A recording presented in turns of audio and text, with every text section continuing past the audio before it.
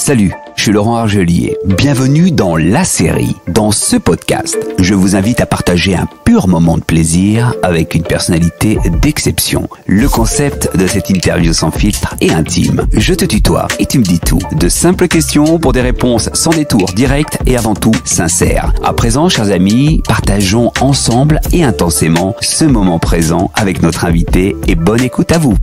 Christine Kelly, quel plaisir de te recevoir dans La Série et merci de m'accueillir chez CNews à Paris. Nous allons plonger sans détour dans ton univers fascinant, prête pour une conversation sans filtre. Allez, c'est parti, c'est un plaisir. Christine Kelly, quelle beauté Christine Kelly. T'es face à moi, je te trouve très belle, c'est pas pour être flagorneur. Quel est ton secret? Mon secret, c'est justement de ne pas prêter trop d'importance à l'apparence. Je pense que ce qu'il y a dans le cœur, c'est ce qui se voit à l'extérieur. Plus les années passent et plus ce qu'il y a dans le cœur se voit à l'extérieur. Et c'est important. Quand parfois on est jeune, on est belle, et lorsqu'on vieillit, on perd sa beauté parce que c'est la laideur qu'on a au fond du cœur qui ressort. Et je pense que j'ai cultivé, pas beaucoup, mais un peu de qualité intérieure qui ressortent peut-être aujourd'hui. Qui es-tu vraiment, Christine Kelly? Personne d'important, en tout cas. Je suis une fille qui, si elle pouvait, elle aurait rasé les murs. Je suis une fille ou une femme plutôt simple, plutôt discrète, plutôt casanière, plutôt solaire mais qui aime s'enfermer, qui est beaucoup tournée vers les autres, un peu trop tournée vers les autres plus que d'être tournée vers elle. Je suis une fille sensible, je suis une fille humaine, je suis une fille normale, mais je suis une fille aussi qui, comme un chat, sait être doux, mais c'est aussi sortir les griffes pour ne pas se faire dévorer tout cru. Christine Kelly, es-tu peut-être avant tout une hypersensible? Oui, une hypersensible, oui, c'est vrai, je l'avoue, et puis je cultive même cette hypersensibilité parce qu'elle m'a beaucoup aidé à voir les dangers arriver bien avant les autres. Elle m'a aidé à m'échapper, effectivement, lorsqu'on voit certains dangers arriver. Elle m'a aidé à maîtriser certaines choses. Donc, je pense que cette hypersensibilité que certains membres de ma famille ont a du bon et a du mauvais. C'est-à-dire le mauvais, c'est-à-dire qu'on peut, on voit tout ce qui va mal très très très très vite, mais on voit tout ce qui va bien aussi très vite. Quel est l'héritage que t'a laissé ta maman, que t'a laissé ton papa? Ah, beaucoup. L'héritage, il est très intéressant et parfois on dit qu'il est lourd à porter. En même temps, lorsqu'on le brandit en termes de trophée, c'est à ce moment-là qu'on commence à vivre en fait. Et je discutais pas plus tard qu'hier avec Didier Raoult qui me parlait de la résistance et il me disait de penser à mes ancêtres qui étaient des nègres marrons. Les nègres marrons, c'est ceux qu'on appelle les résistants qui se sont révoltés contre l'esclavage et qui ont contribué, comme Spartacus en son temps, à l'abolition de l'esclavage, on va dire la révolte de l'esclavage. Et dans mes ancêtres, il y a un peu de tout, des descendants d'esclaves, des descendants de toutes les couleurs, de tous les continents asiatiques, européens, Afrique, indiens, et tout ça est mélangé. Ça a donné mon père, ma mère, et mon père et ma mère, l'héritage qu'ils m'ont transmis, c'est l'autorité, le respect de l'autorité, le respect des valeurs, respecter sa patrie, respecter la famille, être obéissant, savoir être rebelle lorsqu'il le faut aussi, et privilégier toujours les qualités de cœur avant l'apparence extérieure. Christine, je te propose une expérience. Je te montre le miroir. Face à toi, tu as un miroir. Que vois-tu dans ce miroir? Qu'est-ce que je vois dans ce miroir? Je vois des traces de la vie que d'autres ne voient pas. Je vois des difficultés que d'autres croient être des facilités. Je vois ma fille que je veux voir grandir et que j'élève avec la plus grande des délicatesses et que je vois à travers mes yeux parce qu'elle seule compte pour moi aujourd'hui. Je vois, comment dirais-je, quelqu'un, une journaliste qui s'est trouvée aussi par hasard dans ce milieu des médias et qui est finalement restée sans pour autant s'y être peut-être jamais adaptée. Et je vois voilà, une femme antillaise, déracinée, mais tellement enracinée qu'elle peut porter des fruits en étant loin de son pays natal. Que vois-tu que nous ne voyons pas justement, Christine ? J'aime beaucoup cette question parce que toute ma vie, on a vu des choses qui n'existent pas, ou bien il y a eu un décalage entre qui je suis et qui je semble être. Donc, je pense que c'est une question que personne ne s'est posée réellement avant. Moi, ce que je vois, c'est une fragilité. Mais encore une fois, derrière la fragilité, ça rend plus fort. Plus on se sait fragile, plus on a des boucliers, par exemple. Mais encore beaucoup de choses que d'autres ne voient pas. Et d'où vient cette fragilité ? C'est ma nature, je pense. Ma vie, mon parcours, mon destin. Je suis comme ça et je pense qu'il faut apprendre à accepter son destin, accepter son caractère, accepter qui on est. Et comme je disais tout à l'heure, à partir du moment où on accepte et on sait qui on est, à partir de ce moment-là, on commence seulement à vivre, à accepter, pardonner, avancer avec ses fardeaux, ses souffrances, ses difficultés, ses regrets, ses remords et se dire, eh ben ça, c'est moi. Et avec tout ça, j'avance. Tu as commencé à vivre quand, Christine ? J'ai commencé à vivre à partir du moment où j'ai pardonné à mes parents d'avoir été trop durs avec moi et avancé tranquillement dans le vacarme et la hâte. Et vous vous souviendrez de cette paix qui existe dans le silence, sans aliénation.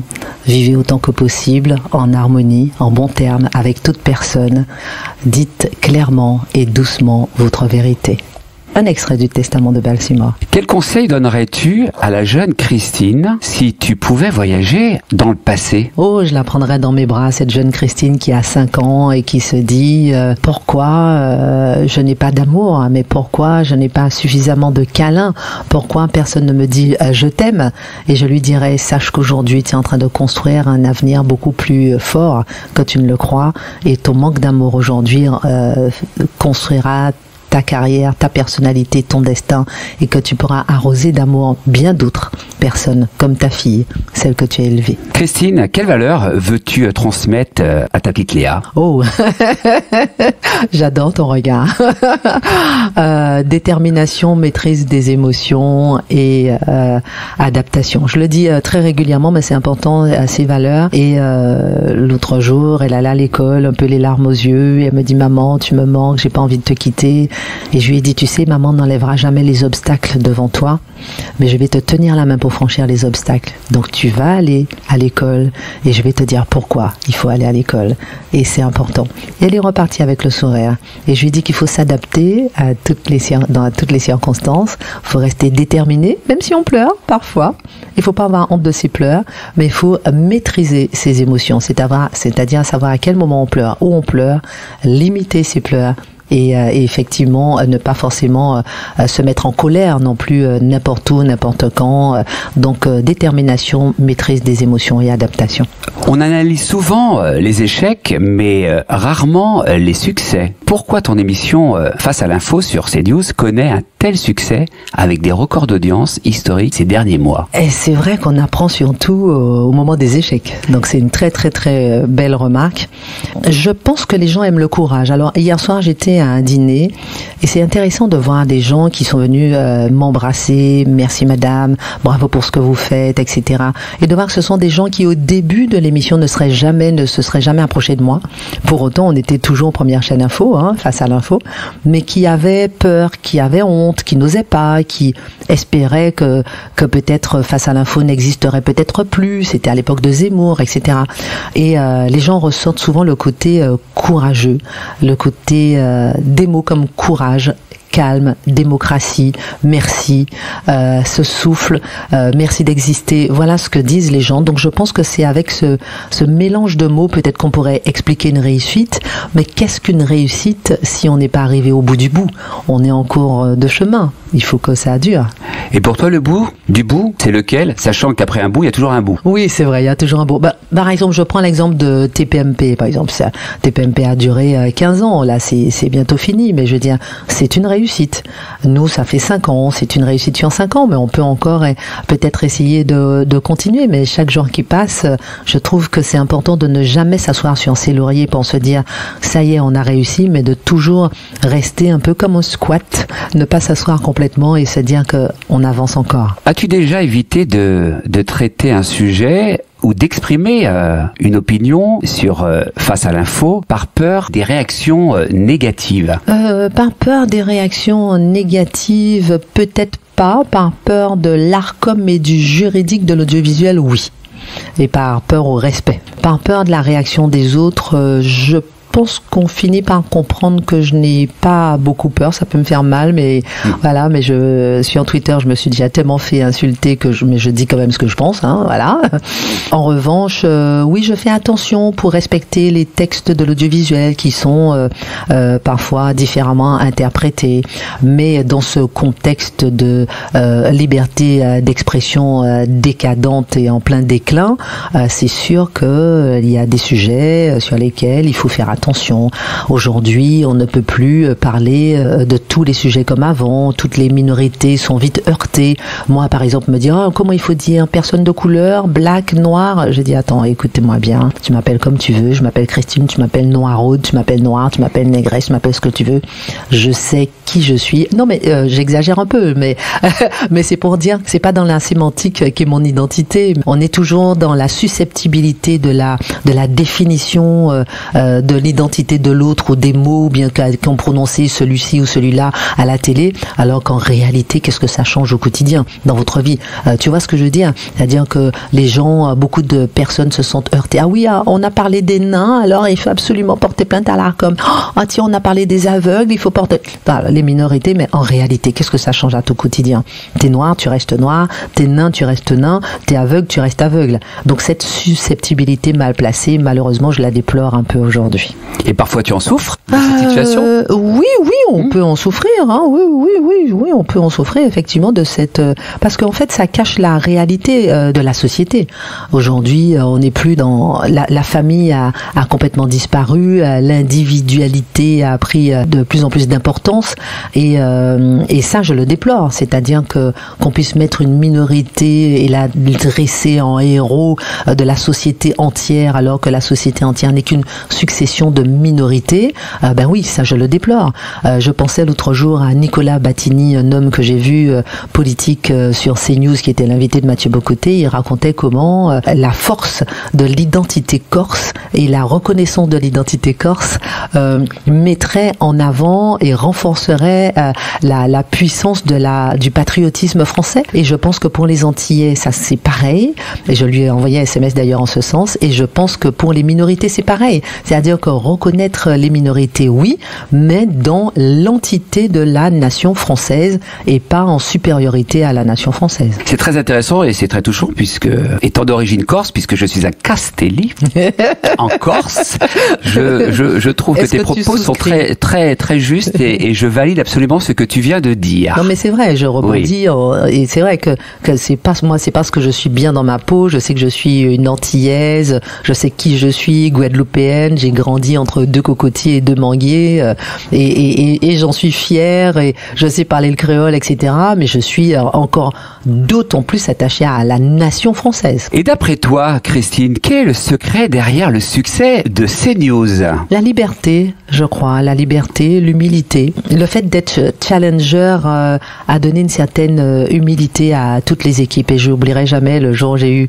mon premier entretien avec Serge Nedjar, le patron de CNews ici, pour commencer Face à l'info, et il m'a dit, vous savez, on aime les gens humbles. Et ça m'a fait plaisir parce que il y a un verset de la Bible qui dit l'humilité précède la gloire et l'orgueil précède la ruine. Et c'est un verset que j'aime beaucoup parce que c'est important d'être humble. Donc je pense que la liberté qu'il y a dans les équipes de CNews est très importante. Ça donne un certain ton. On est humble.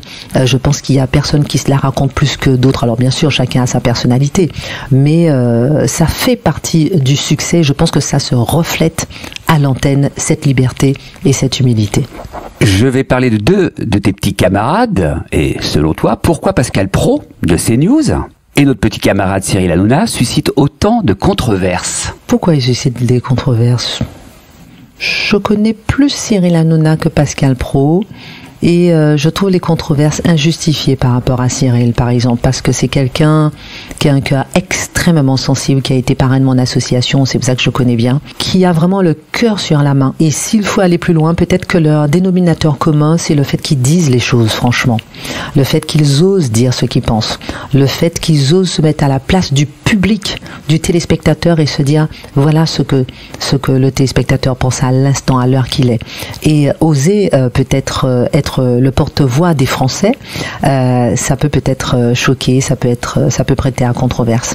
Mais on se trompe. En tout cas, sur Cyril Hanouna, que je connais bien, je suis très gênée que les gens n'arrivent pas à déceler cette petite perle qu'il a en lui. Alors bien sûr, personne n'est parfait, mais c'est quelqu'un d'exceptionnel. Et pourquoi justement on n'arrive pas à déceler cette petite perle qu'il a en lui? Alors moi je pense que on aime avoir une sorte de bien-pensance généralisée pour se mettre ensemble, pour détruire quelqu'un, s'accorder pour pouvoir casser quelqu'un qui a du succès. On sait que en France la jalousie règne beaucoup.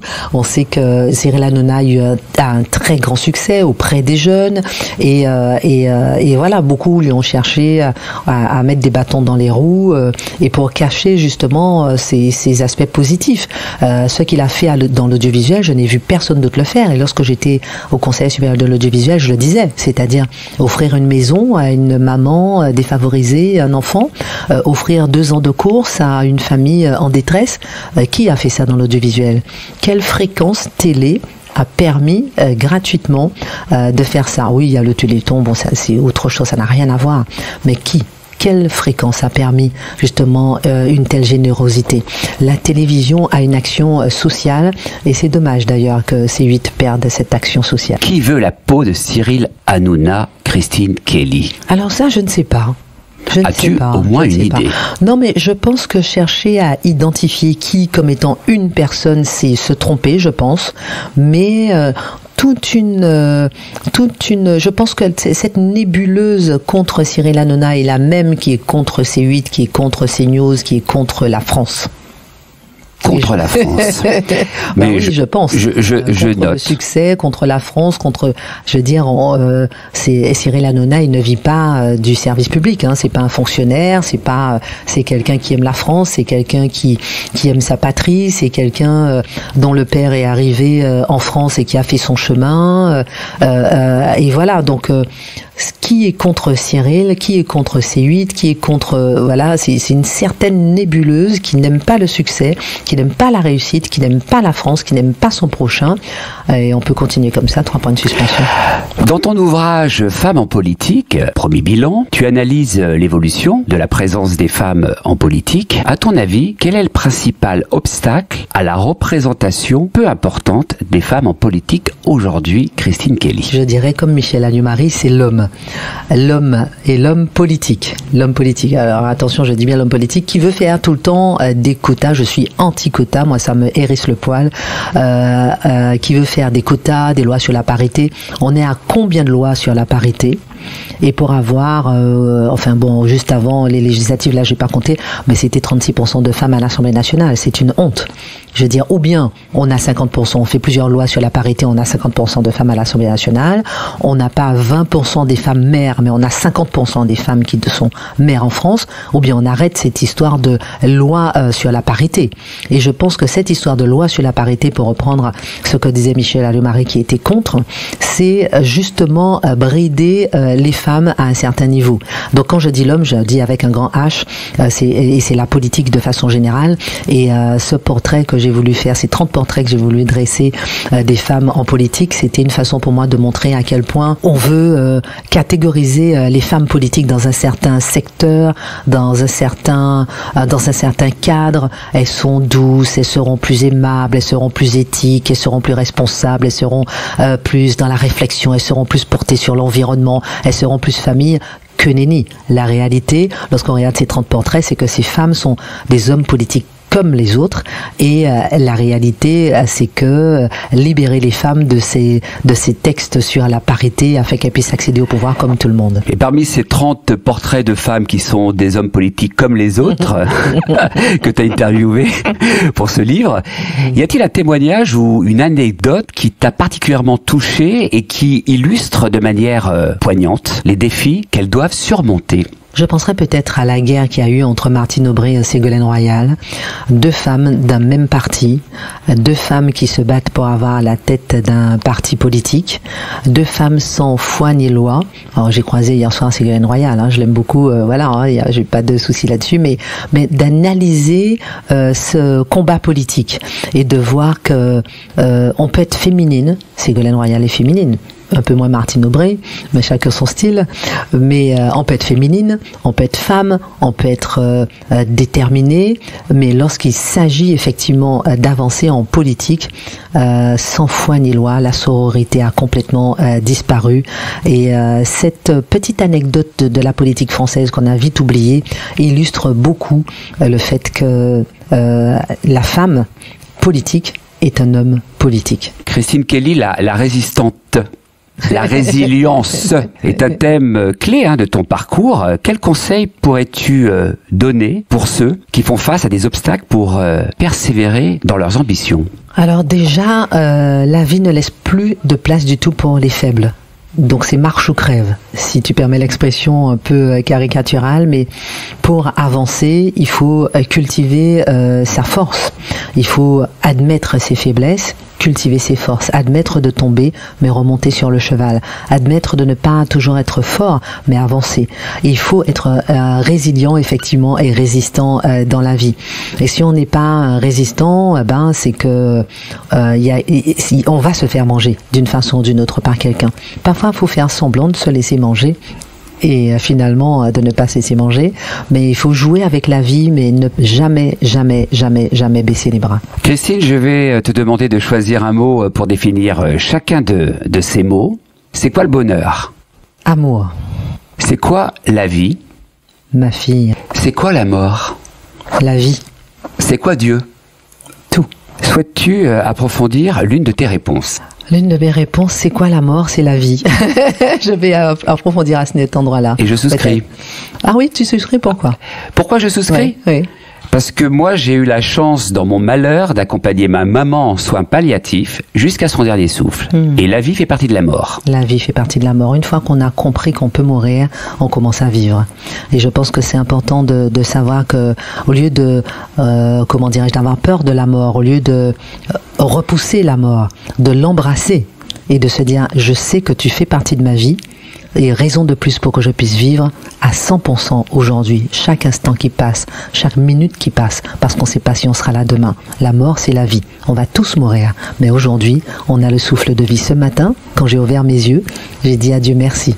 J'ai encore le souffle de vie. Et c'est important de vivre comme si on était éternel. Voilà, c'est ça. C'est-à-dire que l'éternité est dans l'instant. L'éternité est dans l'instant présent. Il faut en profiter. Christine, quelle est ta définition personnelle de l'amour ? Ma définition personnelle. Ouais. L'amour supporte tout, l'amour efface tout, l'amour pardonne tout. C'est un verset de la Bible, mais ça s'applique aussi à la vraie vie. Non, mais c'est très difficile, et c'est pour ça que c'est difficile aujourd'hui d'aimer. Tout supporter, c'est difficile. Tout pardonner, c'est difficile. Mais c'est ça l'amour, et c'est compliqué. C'est compliqué d'être l'amoureux de Christine Kelly. Est-ce que c'est compliqué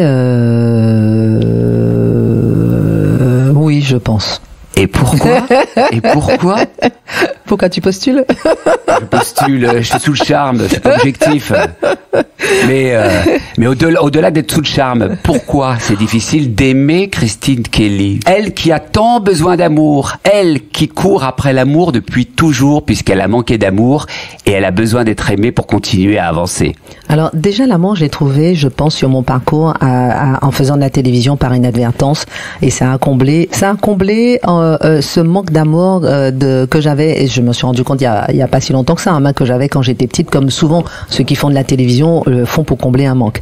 Après, en amour pur, pourquoi c'est difficile d'aimer Christine Kelly? Parce que Christine Kelly, elle est intransigeante, elle est difficile à vivre, elle est exigeante, l'amour n'est pas toujours réciproque, et être amoureux, oui, avoir la réciprocité dans l'amour, c'est pas facile. Je ne tombe pas amoureuse facilement, et je suis assez difficile à conquérir, je pense. Et pourquoi justement tu es si difficile à conquérir? Pourquoi as-tu peur peut-être de tomber amoureuse? Non, j'ai pas peur, mais je vois très vite les demain. Je vois très vite demain, mais malheureusement, mais je vois très vite sur une paire de chaussures, une réflexion. Oui.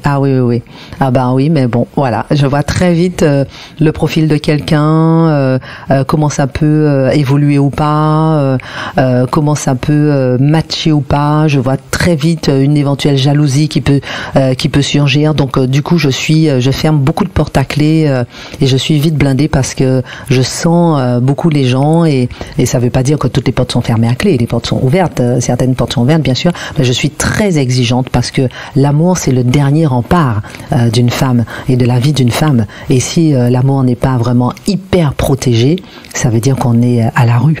Christine Kelly est-elle une femme amoureuse? Bien sûr. J'attends la suite, bien sûr. Non, pas de suite. Non, mais ça me suffit alors. Je me suffirai de cette réponse. Oui. Non, ça se voit pas? Non. Je le cache bien alors, c'est bien. Non, ça ne se voit pas, mais je souscris à ce que tu dis puisque tu le dis. Donc voilà, je ne suis pas dans la méfiance, bien au contraire. C'est compliqué par ailleurs de vivre une histoire d'amour lorsqu'on est une personne connue, reconnue, une personne célèbre. Bien sûr. Alors bien sûr. Oui, mais le premier principe, qui dit personne célèbre, je suis pas célèbre, mais je suis un tout petit peu public, et pas beaucoup d'ailleurs, hein, mais le tout petit peu de partie de public que j'ai t'oblige déjà à être hyper discrète et à faire très attention justement dans la sélection de la personne qui est autour de toi et qui partage ta vie. Donc je trouve que c'est important et c'est difficile. Et il faut aussi, c'est pour ça que je reviens à la question précédente, que c'est difficile de faire le bon choix pour que la personne puisse pouvoir rester dans l'ombre parfois et être votre force dans l'ombre, mais dans la lumière rester dans l'ombre. Donc c'est assez difficile. Quel est le portrait type? Alors la question, elle est bateau, tu la sens venir, de l'homme idéal pour Christine Kelly.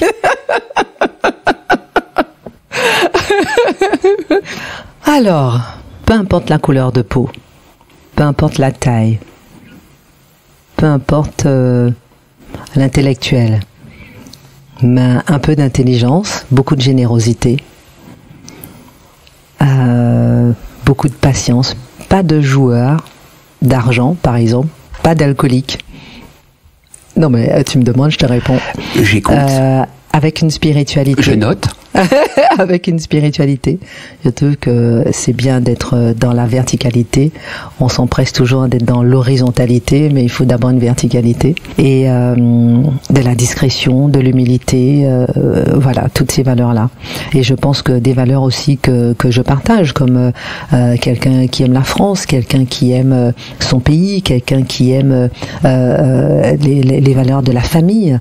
Ça, ce sont des valeurs qui sont très importantes pour moi. Par contre, il y a une chose qui est importante pour moi aussi de dire, c'est-à-dire que ce n'est pas dans la vie, on cherche toujours à être à deux, mais parfois dans la vie, il faut savoir rester seul pour mieux être à deux un jour. Et il faut savoir, je disais l'autre jour à un de mes amis qui cherchait désespérément une copine, je lui disais mais apprends d'abord à rester seul et je suis sûre que tu trouveras ta destinée. Et l'amour, c'est la rencontre de deux solitudes. La rencontre de deux solitudes, exactement, et ça fait un couple. Mais le plus grand coach du monde qui s'appelle Tony Robbins disait que l'important n'est pas, on n'a pas réussi sa vie de façon générale si on n'a pas réussi sa vie privée. Alors sa vie privée, elle est large, elle peut être très large, elle peut être avec son enfant, peu importe, mais on n'a pas réussi sa vie, si on n'a pas réussi sa vie privée. Et sa vie privée doit rester privée. Christine, pour conclure ce moment de partage, je t'invite à dresser un message à nos auditeurs. Qu'aimerais-tu leur dire? Quelle que soit la voix du plus petit d'entre nous, il faut savoir l'écouter.